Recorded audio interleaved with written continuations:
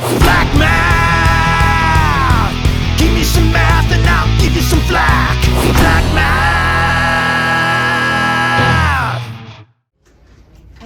So Pythagorean Theorem, but instead of giving me like a decimal value, because it's not a pretty number, I want you to write it in simplified radical form, or just get as far as you can, and then we'll finish it together. Example 1. So here's what it looks like.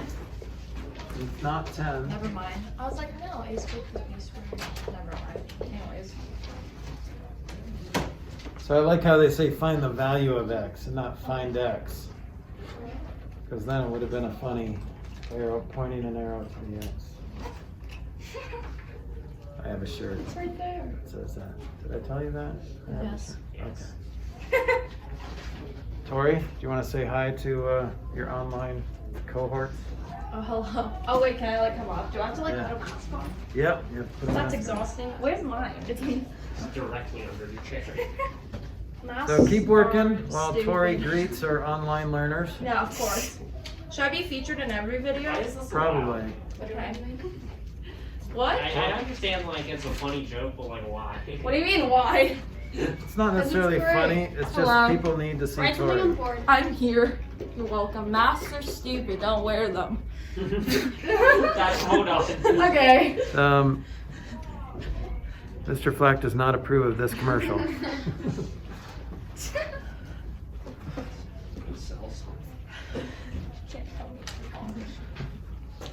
All right. You guys need more time? Or are you done?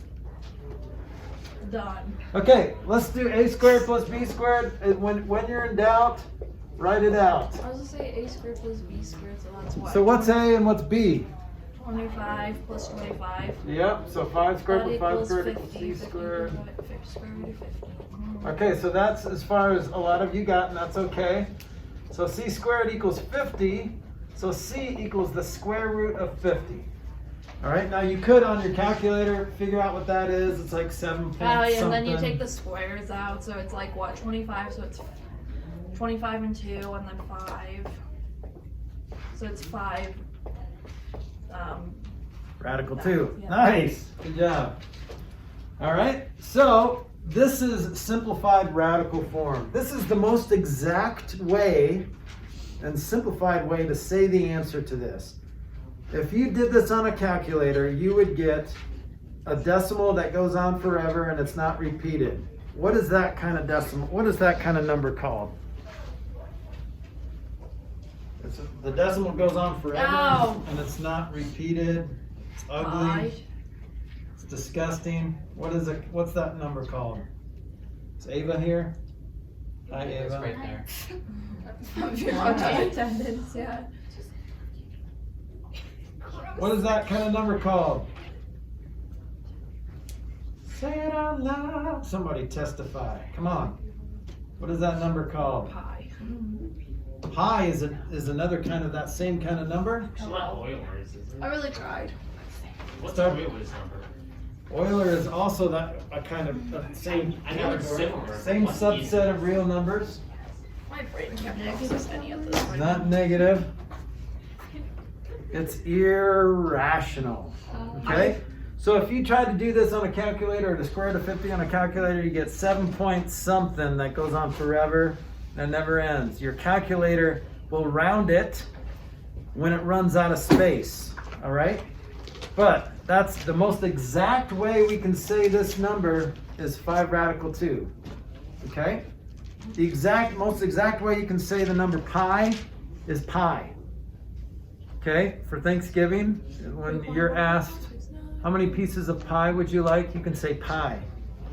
Because that's funny. I like But Alright. pie is gross. I would like pie pieces of pie. So they would have to give you 3 pieces and then a little bit more of another one. Pie is just Right? not it. And if it's not exactly pie, then throw it in their face and say, this is not pie. that's so really. Yeah, it's not pie. Yeah, so you get to throw it in their face. Yeah, see, that's right. No matter what. It's fun. It makes Thanksgiving fun. Okay, so we applied that. Let's try another one. You ready? No. So basically, once you get here, if you get there on a test, and you stay there, that's great. I'm going to give you half credit. It's going to be awesome. But the simplified radical form is the magic question you have to ask yourself is what is the biggest perfect square that I can take out of there? Okay? You can take a 25 out of there and then you're left with a 2 in there because 50 is 25 times 2. Take a 25 out, it becomes a 5. That's how my brain does this. You can do it however you want, but you can write it out like this, but I just go from here to here. But some of you have a little bit of dyslexia in you, so you will reverse stuff. What? So It's calcula. dyslexia. See what I did there? That's what I thought. I think I'm dyslexic. But Okay? So if you do that, sometimes you would say 2 radical 5. I've seen some of you do that because you go from here to here and you skip that step. Write it out. Square root of 50. 50 is 25 times 2. So the square, are you guys done playing with each other? Okay. The square root of 50 is the square root of 25 times the square root of 2. Okay? If 50 is 25 times 2, the square root of 50 is the square root of 25 times the square root of 2. But the square root of 25 is redundant. We can simplify that to a 5. Okay? All right, let's do another example. Here's B.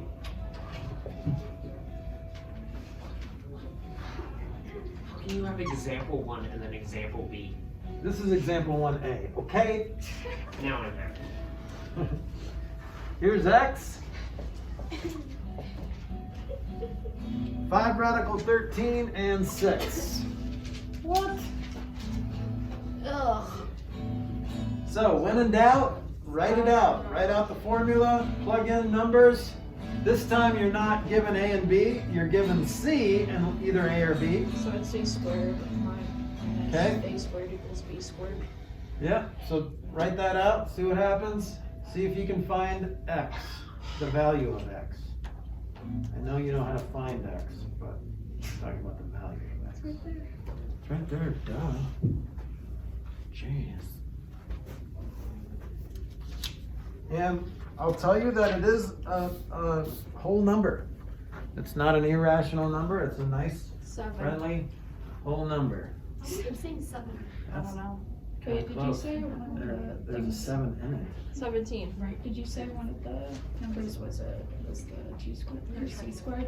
Yeah, because see how that's the hypotenuse. So the hypotenuse is always So C. C squared is the 5 delta, not Yep. delta. Yeah, C is 5 radical 13. It's 8, right? It's Do you have an answer? I'm guessing. Okay. Is it like 65?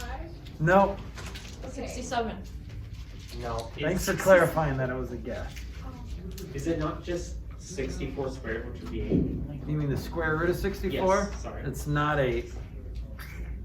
I'm an idiot. You're not an idiot. It's Did you say You were just an idiot temporarily. Yeah. Okay, it doesn't mean you're an idiot all the time. why can't Just because you get a question wrong doesn't mean you're an idiot all. It just means you're an idiot for that question. like That's every okay. question is a stupid It's question. okay to be stupid sometimes. Yeah. You have to be. It's life. Everybody said something stupid. Okay, how far did you get? Maddie, where are you at? I am very confused. I don't write stuff out, but Maddie's I can confused. believe I it. get that. I don't get that. If someone wants to write it out for Okay, me, let's write it out. What am I gonna write first? This is Well, write your comfortable. formula, so C squared minus A squared equals B That, squared. that works too. And I like that you rearrange it first. That's cool. Okay, so C squared was that 5 radical 13, right? So that's all squared. Minus 6 squared equals B squared. So what happens when you multiply 5 radical 13 times 5 radical 13?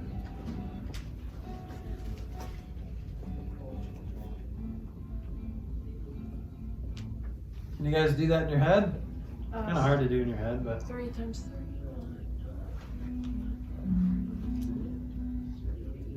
don't bother multiplying those 13s. Because what's radical 13 times radical 13? 13. 13. So this is 25 times 13, right? Because 5 times 5 is 25. Radical 13 times radical 13 is 13.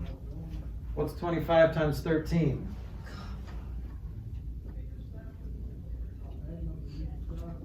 What's 25 times 10? 200. 250 plus 3 more 25s, just 75. 325. 325. And what's 6 squared? 36. Okay, subtract that. What do you get? 289. 7. Right? Is that right? You said there 289? was a 7. Yeah. Yeah, that's right. Okay, how do you find B? Yeah. Square root it. Which is what, 13? Would be 17. I guessed 17. You I did thought guess that should be 17. said. It's on video that you guessed 17. Yeah. Okay, so that was a little trickier, but squaring a radical is beautiful because you're just left with whatever's underneath the radical. So there was a little math. 25 times 13 is 325. Minus 36, 289. Square root of 289 is 17. Nice. All right, so technically theorem 33.2 is the Pythagorean Inequality Theorem, and we're going to talk about that later, but before we do that, we're going to talk about the converse of the Pythagorean Theorem.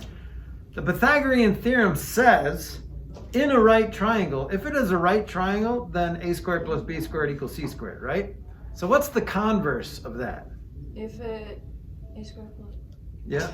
If a squared plus b squared equals c squared, then it is a right. then it is a right triangle. Okay, so if the sum of the squares of the two shorter sides of a triangle is equal to the square of the longest side of the triangle, then the triangle is a right triangle.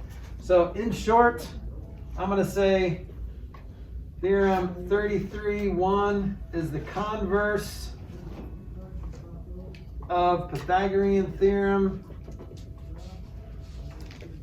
if a squared plus b squared equals c squared, then it is a right triangle. Okay?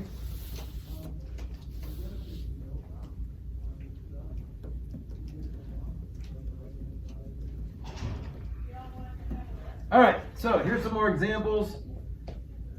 Here's 3a. Is this a right triangle?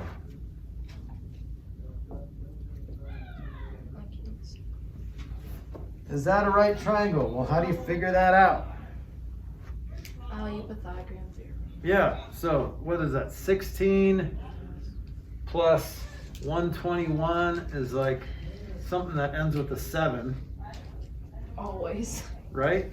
So if I did a squared plus b squared, or another way, I can't say the two legs because legs are only in right triangles.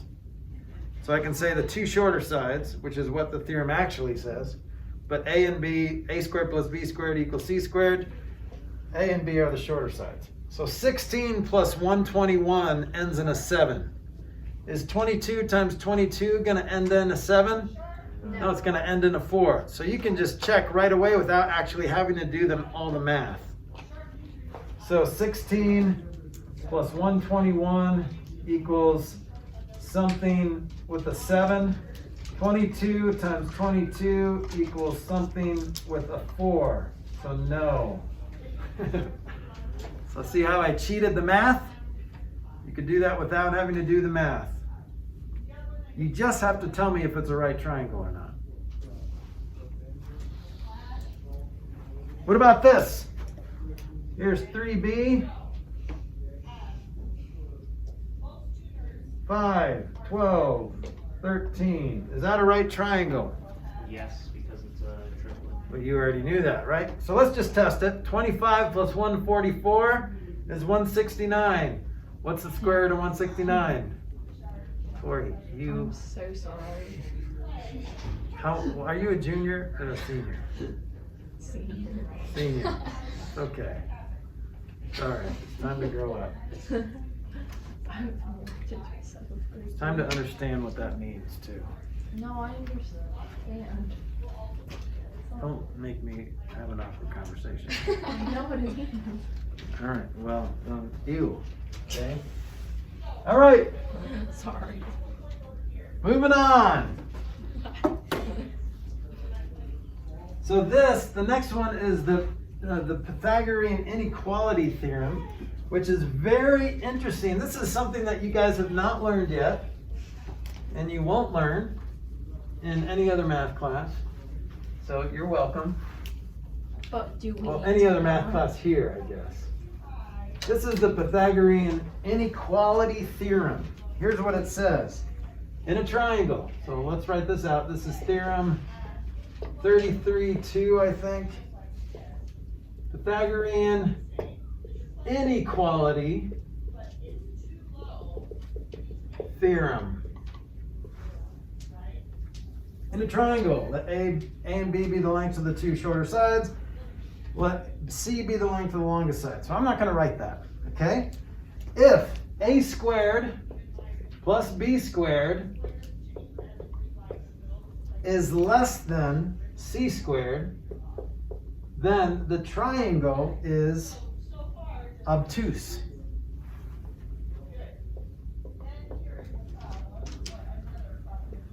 Which is kind of opposite of what you would think. If it's greater than C squared, then it is acute. Okay, so let's draw a right triangle here.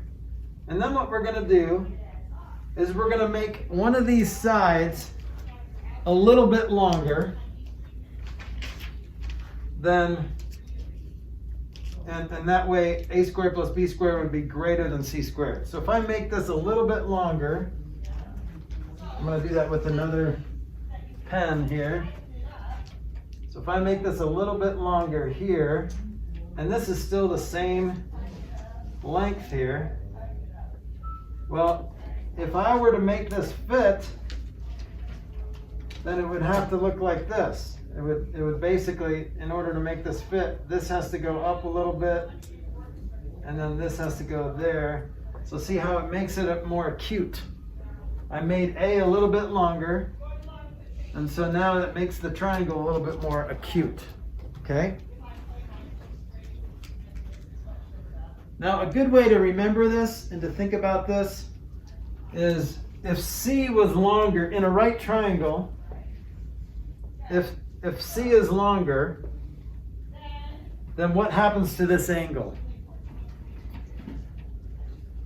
If C is longer, what's going to happen to that angle? If I were to, it's going to make it, it's going to open up more. It's going to stop, right?